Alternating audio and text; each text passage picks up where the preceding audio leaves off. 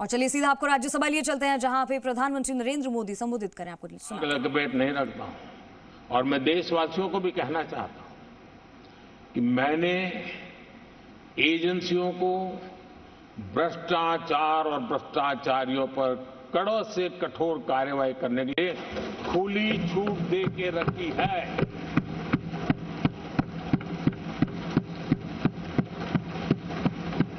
सरकार कहीं पर भी टांग नहीं अड़ाएगी। हां, वो ईमानदारी से काम करे, ईमानदारी के लिए काम करे, ये मेरी सूचना है। और आदरणीय सभापति जी, मैं फिर देशवासियों को कहना चाहता हूं, कोई भी भ्रष्टाचारी कानून से बच करके नहीं निकलेगा, ये मोदी की गारंटी है। आदरणीय सभापति जी,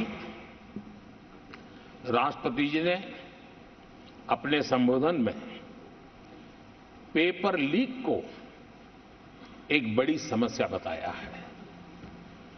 मेरी अपेक्षा थी कि सारे दल दलीय राजनीति से ऊपर उठकर इस पर अपनी बात रखते, लेकिन दुर्भाग्य से इतना संवेदनशील महत्वपूर्ण मुद्दा भी, मेरे देश के नौजवानों के भविष्य के साथ जुड़ा मुद्दा भी इन्होंने राजनीति के भेंट चढ़ा दिया।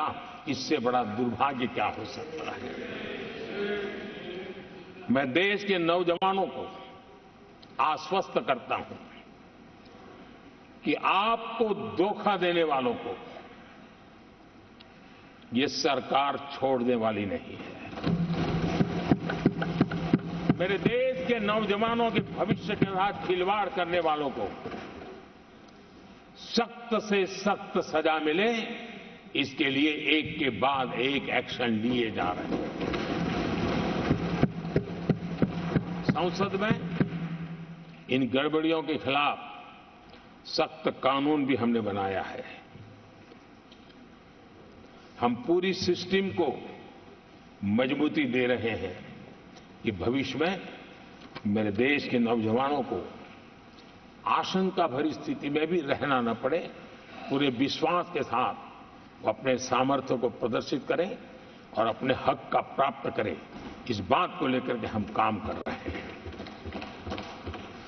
आदरणीय सभापति जी, यहां कुछ आरोप लगाने की फैशन है, लेकिन कुछ आरोप ऐसे उसके जवाब घटनाएं खुद दे देती है और प्रत्यक्ष को प्रमाण की कोई जरूरत नहीं होती है।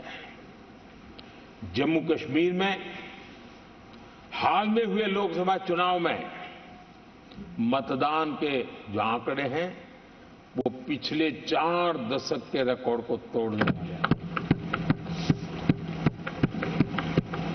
और इसको सिर्फ कोई घर से गया बटन दबा के आया इतना नहीं है, भारत के संविधान को स्वीकृति देते हैं, भारत के लोकतंत्र को स्वीकृति देते हैं, भारत के इलेक्शन कमीशन को स्वीकृति देते हैं।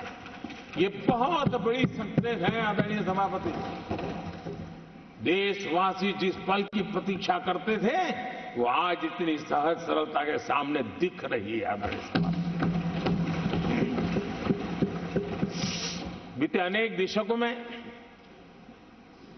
बंद, हड़ताल, आतंकी धमकियां, इधर उधर बम धमाके की कोशिशें एक प्रकार से लोकतंत्र पर ग्रहण बनी हुई थी। आज इस बार लोगों ने संविधान पर अटूट विश्वास रखते हुए अपने भाग्य का फैसला लिया है। मैं जम्मू कश्मीर के मतदाताओं को विशेष रूप से बधाई देता हूं। आदरणीय सभापति, जम्मू कश्मीर में आतंकवाद से हमारी लड़ाई एक प्रकार से अंतिम दौर पर है, अंतिम चरण में है। आतंक के बचे हुए नेटवर्क को भी हम सख्ती से नेस्त नाबूद करने के लिए पूरी व्यूह रचना के साथ आगे बढ़ रहे हैं।